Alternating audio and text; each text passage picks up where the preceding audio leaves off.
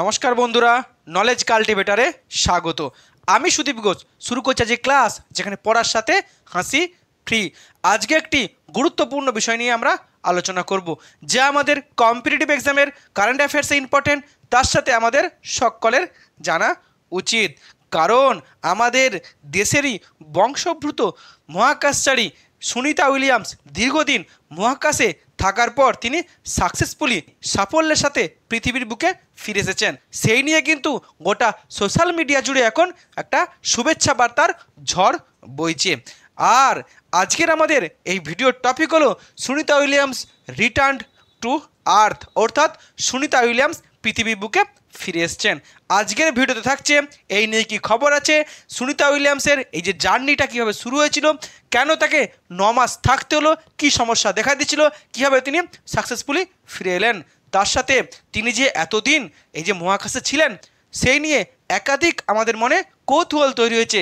সেগুলোও কিন্তু দেখে নেব যে সুনিতা উইলিয়ামস এতদিন এই যে স্পেসে ছিলেন তিনি কী কী খাবার খেতেন, খাবার তিনি কীভাবে পেতেন মহাশূন্যে, তার সাথে সেখানে টয়লেটের কী ব্যবস্থা ছিল, সেখানে তিনি এতদিন ধরে অক্সিজেন কীভাবে পেলেন, তাছাড়া এই যে দীর্ঘদিন তিনি মহাশূন্যে একটা স্পেস স্টেশনের মধ্যে ছিলেন, জিরো গ্র্যাভিটিতে ছিলেন, তাহলে তার কী কী রোগ হতে পারে তাও কিন্তু আমরা দেখে নেব। ভিডিও শুরু করার আগে এটি একটি শিক্ষামূলক ভিডিও। এই ভিডিওর কোনো অংশে হিংসা ও রাজনৈতিক ও সাম্প্রদায়িক বিদ্বেষ অন্তর্ভুক্ত নেই।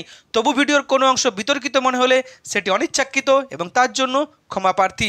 এখন ভিডিওটি পুরোপুরি দেখুন, আর এরকম কারেন্ট অ্যাফেয়ার্সের ভিডিও সম্পর্কে জানতে চ্যানেলটি সাবস্ক্রাইব করে পাশে থাকুন। এখন আজকের ভিডিও। ভারতীয় বংশোদ্ভূত মহাকাশচারী সুনিতা উইলিয়ামস তার সঙ্গী ব্যারি বুশ উইলমুরকে নিয়ে পৃথিবীর বুকে সাকসেসফুলি ফিরে এসেছেন। মেনলি তিনি মহাকাশে অর্থাৎ ইন্টারন্যাশনাল স্পেস স্টেশনে দীর্ঘ 9 মাস ছিলেন এবং তার ফিরে আসা নিয়ে কিন্তু একটা বিরাট বড় সংশয় দেখা দিয়েছিল, কারণ তার মহাকাশ যে যান সেখানে কিন্তু ব্যাপক সমস্যা তৈরি হয়েছিল। অনেকেই হয়তো বলছিল যে তিনি হয়তো আর পৃথিবীর বুকে ফিরে আসতে পারবেন না। আমরা জানি আরেক ভারতীয় মহিলা যিনি মহাকাশচারী ছিলেন তিনি হলেন কল্পনা চাওলা। তিনিও কিন্তু পৃথিবীর বুকে ফিরে আসতে গিয়ে তার যে স্পেস ভেহিকেল সেটি ধ্বংস হয়ে গেছিলো এবং তাকে আমরা হারিয়েছিলাম। আর সেই নিয়ে কিন্তু সংশয় তৈরি হয়েছিল, কিন্তু দীর্ঘ সংশয়কে সমস্ত জল্পনাকে তিনি দূরে সরিয়ে সাকসেসফুলি পৃথিবীর বুকে ফিরে এলেন এই সুনিতা উইলিয়ামস, যেটা পৃথিবীর জন্য কিন্তু একটা বিরাট বড় খুশির খবর। তাছাড়া ভারতীয়দের জন্য কিন্তু খুবই খুশির খবর, কারণ এই সুনিতা উইলিয়ামস তিনি বর্তমানে আমেরিকার বাসিন্দা হলেও তার কিন্তু পূর্বপুরুষের বাসিন্দা হচ্ছে ভারতে, অর্থাৎ তিনি ভারতীয় বংশোদ্ভূত। তার পৈতৃক যে বংশ তাদের কিন্তু অনেক প্রজন্ম এখনও ভারতবর্ষের গুজরাটে বাস করছেন, অর্থাৎ ভারতীয়রা তার সাথে কোথাও না কোথাও একটা সম্পর্ক তৈরি করে ফেলেছে অলরেডি। তাই কিন্তু ভারতীয়দের এখন খুশির খবর। এটা যেমন আমেরিকার বড় জয়, যেমন ভারতের বড় জয়, সব থেকে বড় হলো এটা হচ্ছে বিজ্ঞানের বড় জয়। বর্তমানে আমরা দাঁড়িয়ে আছি, খাচ্ছি, বসছি, ঘুমোচ্ছি, সবই কিন্তু বিজ্ঞানের এই জয়ের জন্য। কারণ বর্তমানে সবার উপরে বিজ্ঞান সত্য, তাহার উপরে কিছু নাই, এমনই কিন্তু হয়ে দাঁড়িয়েছে। এখন এই যে সুনিতা উইলিয়ামসের যে জার্নি কীভাবে শুরু হয়েছিল তা দেখে নেব। মেনলি আমরা জানি যে আমাদের মহাকাশে ইন্টারন্যাশনাল স্পেস স্টেশন আছে, অর্থাৎ আন্তর্জাতিক মহাকাশ গবেষণা কেন্দ্র আছে, যেটা কিন্তু সবসময় পৃথিবীকে প্রদক্ষিণ করছে। আর এই ইন্টারন্যাশনাল স্পেস স্টেশনে কিন্তু মাঝে মাঝে পৃথিবী থেকে মহাকাশচারীদেরকে নিয়ে যায় যে অ্যালন মাস্কের একটি সংস্থা, যার নাম হচ্ছে স্পেসএক্স। এখন এই স্পেসএক্সের সাথে প্রতিদ্বন্দ্বিতা করার জন্য নতুন একটি কোম্পানি কিন্তু এসেছে পৃথিবীর বুকে, যার নাম হচ্ছে বোয়িং। এই বোয়িং নাসা অর্থাৎ আমেরিকার সবথেকে বড় যে মহাকাশ গবেষণা কেন্দ্র তার সাথে একটি চুক্তি করেছে, এবং এই বোয়িং ও নাসার যৌথ উদ্যোগে এই বোয়িংয়ের প্রথম যে টেস্ট ফ্লাইট, সেই টেস্ট ফ্লাইটে যে 2 জন মহাকাশচারীর সাথে চুক্তি করা হয়েছিল তাদেরকে পাঠানো হবে, তারা হলো এই সুনিতা উইলিয়ামস আর তার সঙ্গী যে ব্যারি বুশ উইলমার, এবং তাদেরকে পাঠানো হয়েছিল এই বোয়িংয়ের যে নতুন যে স্পেস ভেহিকেল যে ক্যাপসুল, যার নাম হচ্ছে স্টারলাইনার, আর সেটি পাঠানো হয়েছিল অ্যাটলাস রকেটে করে।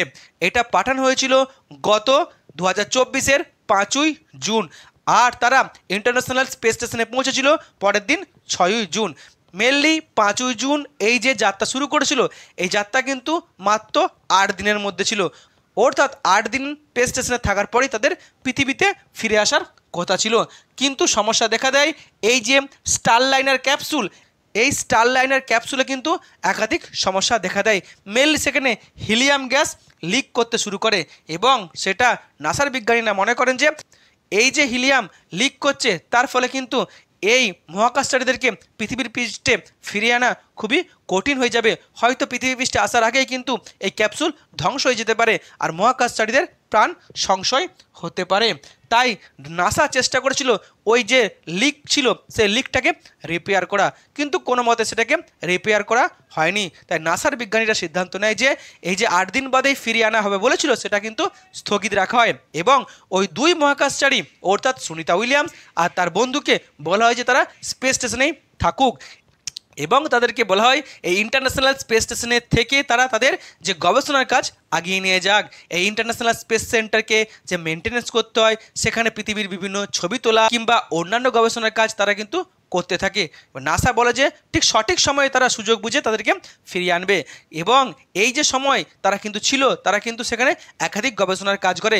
সবথেকে বড় কথা, তারা কিন্তু মাঝে মাঝেই নাসার সাথে ভিডিও কনফারেন্সে তাদের অভিজ্ঞতা জানাতো, তাদের গবেষণার কথা জানাতো এবং তাদের জানায় যে তারা এই ইন্টারন্যাশনাল স্পেস সেন্টারের যে মহাশূন্য অর্থাৎ যেখানে কোনো মাধ্যাকর্ষণ শক্তি নেই, সেই জিরো গ্র্যাভিটিতে তারা কিন্তু লেটুসের চাষ করেছে। কিন্তু এই যে ফিরিয়ে আনা হবে সঠিক সময়ে 1 দিন 2 দিন করে 1 মাস 2 মাস করে প্রায় 9 মাস কেটে যায়। যখনই তাদেরকে ফিরিয়ে আনার কোনো উদ্যোগ নেওয়া হয় তখনই দেখা যায় যে সেখানে একটা বিরাট বড় সমস্যা আছে। শেষমেশ নাসা কিন্তু ব্যর্থ হয় তারা কিন্তু এবং নাসা বোয়িংয়ের সাথে পরামর্শ করে। তাই তারা এই পরামর্শ করার পরেই তারা স্পেসএক্সের তারা সাহায্য নেয় এবং স্পেসএক্স নাসা একটা মিটিং করে এবং স্পেসএক্সের সাহায্য নিয়েই কিন্তু এই সুনিতা উইলিয়ামস আর এই তার বন্ধুকে পৃথিবীর বুকে ফিরিয়ে আনার সিদ্ধান্ত নেওয়া হয়।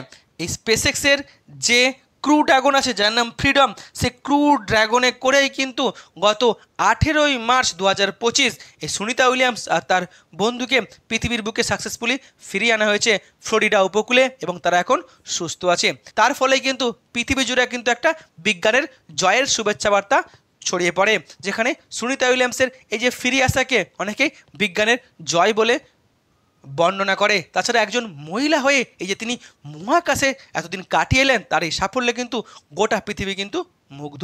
কিন্তু সমস্যা হয় বোয়িং। এই বোয়িং যে সংস্থাটি তারা কিন্তু চেয়েছিল যে স্পেসএক্সের সঙ্গে প্রতিদ্বন্দ্বিতা করতেই তারা কিন্তু এই প্রথম ফ্লাইট চালু করেছিল, কিন্তু সেখানে তারা কিন্তু সমস্যার মুখে পড়ে এবং শেষমেশ সেই স্পেসএক্সের কিন্তু সাহায্য তাদেরকে নিতে হয় এই সুনিতা উইলিয়ামস তার বন্ধুকে ফিরিয়ে আনার জন্য। তো এখন এই যে দীর্ঘদিন প্রায় 9 মাস এই যে সুনিতা উইলিয়ামস আর তার বন্ধু যে ইন্টারন্যাশনাল স্পেস সেন্টারে কাটিয়ে এলো, সেই নিয়ে কিন্তু একাধিক কৌতূহলের প্রশ্ন আমাদের মাথার মধ্যে ঘুরছে। সেগুলো একটা একটা করে দেখে নেব। প্রথম প্রশ্ন হচ্ছে, তারা যে 9 মাস ওখানে কাটিয়ে এলেন, তারা সেখানে কি খেলেন, ওখানে কি খাবার তারা পেলেন, আর খাবার তাদেরকে কে সাপ্লাই দিল? ওখানে তার ফুড ডেলিভারি বয় নাই যে জোম্যাটো থেকে অর্ডার করলাম সঙ্গে সঙ্গে দিয়ে দিল, কিংবা সুইগি থেকে অর্ডার করলাম সঙ্গে সঙ্গে দিয়ে দিল, কিংবা সুনিতা উইলিয়ামস তার সঙ্গে করে তার মাকেও নিয়ে যায়নি যে মা পছন্দের মতো খাবার তৈরি করে দেবে। এছাড়াও সেখানে তো খাবার তৈরি করার মতো কোনো সিস্টেমও নেই, আগুন জ্বালানো যাবে না। তাহলে তারা কী খেয়ে বেঁচেছিলেন এই দীর্ঘ 9 মাস? মেনলি তারা কিন্তু স্পেসের মধ্যে থাকলেও তারা কিন্তু যে নর্মাল ডায়েট কিন্তু তারা করতেন। বিশেষ করে তারা প্রোটিন জাতীয় খাবার খেতেন যাতে তাদের শরীরের সক্ষমতা বজায় থাকে। মেনলি তারা যে ব্রেকফাস্ট, লাঞ্চ, ডিনার সমস্ত ক্ষেত্রে কিন্তু তারা নর্মাল ডায়েট করতো। প্রতিদিনই এই সেরেলস, গুঁড়ো দুধ, পিৎজা, রোস্টেড চিকেন কিংবা চিংড়ি, টুনা মাছ, মাংস, ডিম, অনেক অনেক ফল এবং ভেজিটেবলস তারা কিন্তু তারা খেত। মেনলি এরা কোথায় পেত? যখন তারা পৃথিবী থেকে যাত্রা শুরু করেছিল তখনই কিন্তু তারা এখান থেকে এই সমস্ত প্যাকেট যে খাবার, এই প্যাকেটজাত এই সমস্ত খাবার কিন্তু তারা সঙ্গে করে নিয়ে গেছিলো। কিন্তু তারা মাত্র 8 দিনের জন্য গেছিল, এখানে কিন্তু 9 মাস। তাহলে এত খাবার তারা কোথায় পেত? মেনলি এই যে ইন্টারন্যাশনাল স্পেস স্টেশন, এখানে কিন্তু নাসার থেকে যারা যে অ্যাস্ট্রোনট ক্রুরা আছে তারা কিন্তু মাঝে মাঝে পৃথিবী থেকে এই ইন্টারন্যাশনাল স্পেস সেন্টারে যায় এবং যাওয়ার সময় তারা কিন্তু খাবার নিয়ে যায়। অর্থাৎ এই জোম্যাটো ডেলিভারি বয়ের মতোই এই নাসার যারা হচ্ছে ক্রু আছে তারা কিন্তু মাঝে মাঝে ইন্টারন্যাশনাল স্পেস সেন্টারে গিয়ে তাদেরকে খাবার দিয়ে আসতো আর সেই খাবারই তারা কিন্তু খেত। এখন তারা জল কোথায় পেত? মেনলি এই ইন্টারন্যাশনাল স্পেস সেন্টারের মধ্যে প্রায় 530 গ্যালনের একটা রিজার্ভার রাখা আছে, যেখান থেকে কিন্তু এই মহাকাশচারীরা জল খেতে পারবেন, শুদ্ধ জল বা বিশুদ্ধ জল। এখন এই জল যদি শেষ হয়ে যায় তাহলে কী হবে, সেটাকে ফিল করা হবে।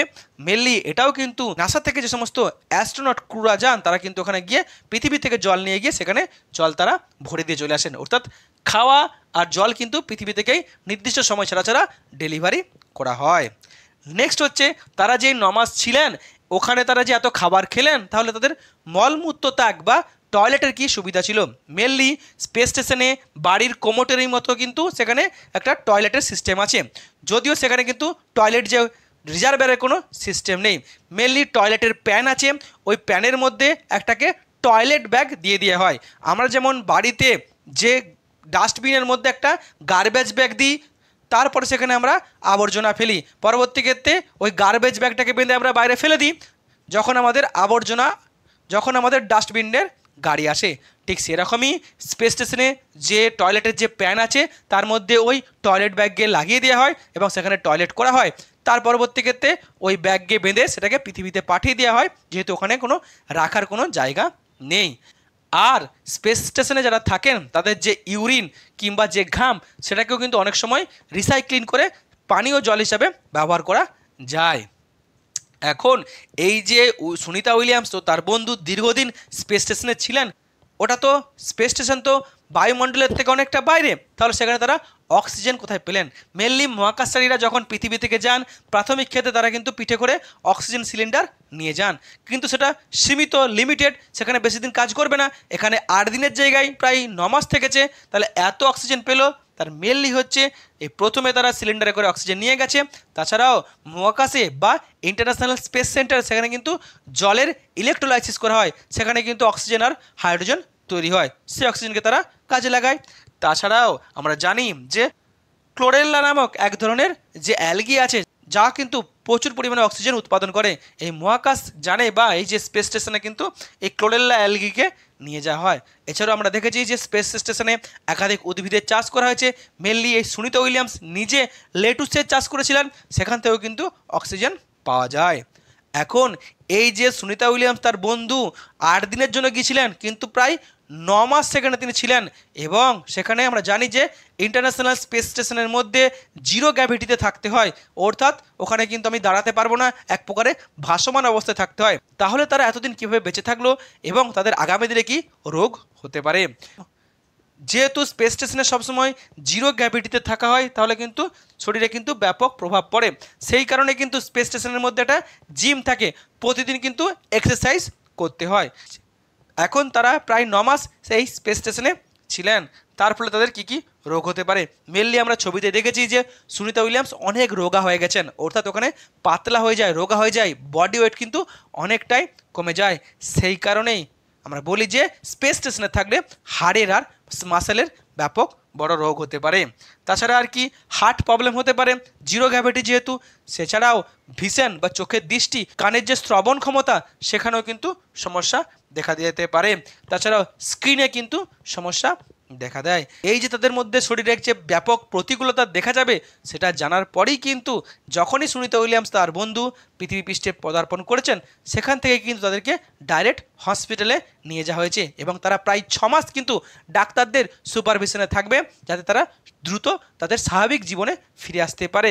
শরীরের যে সমস্ত ক্ষতিগুলো হয়েছে সেগুলো তারা দ্রুত পূরণ করে আবার স্বাভাবিক জীবনে ফিরে আসতে পারবে এবং তারা দ্রুত তাদের যে রিসার্চের কাজ, গবেষণার কাজ বা পরবর্তী জার্নির জন্য নিজেদেরকে তৈরি করতে পারবে। এই হলো আজকের ভিডিও, যেখানে আমরা টোটাল জার্নি বা জার্নির সমস্যা, কেন ফিরতে এতদিন দেরি হলো এবং কি তাদের যে একাধিক প্রশ্ন সেখানে থাকা নিয়ে, যেটা নিয়ে আমাদের মনে কৌতূহল তৈরি হয়েছিল, তা কিন্তু আমরা আলোচনা করলাম। এখন ভারতীয় বংশোদ্ভূত এই সুনিতা উইলিয়ামস পৃথিবীর বুকে সাফল্যের সাথে ফিরে এসেছেন, এই নিয়ে আপনার মতামত কি? আপনি যদি শুভেচ্ছা জানাতে চান তাহলে অবশ্যই কিন্তু কমেন্ট বক্সে জানাবেন। এই হলো আজকের ভিডিওটি যদি ভালো লাগে অবশ্যই লাইক, কমেন্ট, শেয়ার এবং চ্যানেলটি সাবস্ক্রাইব করতে ভুলবেন না। আবার দেখা হবে নতুন একটি ভিডিওতে, ততক্ষণ পড়তে থাকো, হাসতে থাকো।